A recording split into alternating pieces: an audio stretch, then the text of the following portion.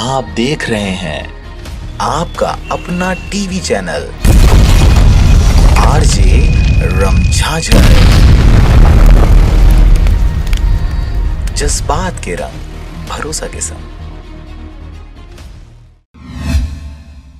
खबर है मुंगेली जिला के सरगांव क्षेत्र का, जहां पर मुखबिर से मिली सूचना के आधार पर थाना सरगांव प्रभारी ने बड़ी मात्रा में रखे मादक पदार्थ युवक को पकड़कर कार्रवाई की है। ज्ञात हो कि सोमवार सुबह 11 बजे बस स्टैंड थाना के समीप गन्ना रस पीने के लिए सरगांव निवासी युवक खड़ा है, जिसकी गाड़ी की डिक्की में बड़ी मात्रा में मादक पदार्थ रखे जाने का संदेह के आधार पर थाना सरगांव में पदस्थ एक प्रधान आरक्षक ने गाड़ी की डिक्की खोलकर युवक को दिखाने कहा, जिसमें 1 किलो अवैध मादक पदार्थ गांजा मिलने पर युवक परस सोनी को थाना चलने को कहा गया। युवक चुपचाप थाने में जाकर बैठ गया, जहां पुलिस ने दूसरे दिन मंगलवार को 650 ग्राम अवैध मादक पदार्थ गांजा बरामद कर नारकोटिक्स एक्ट के तहत कार्रवाई कर आरोपी परसराम सोनी को माननीय न्यायालय सीजीएम मुंगेली में प्रस्तुत किया और इस दौरान माननीय न्यायालय द्वारा आरोपी को न्यायिक रिमांड पर जेल भेज दिया गया। आपको बता दें कि इस पूरे मामले में मात्र 650 ग्राम गांजा बताकर कार्रवाई की गई है, जबकि सूत्रों से मिली जानकारी के अनुसार आरोपी परसराम की गाड़ी से 1 किलो गांजा जब्त किया गया,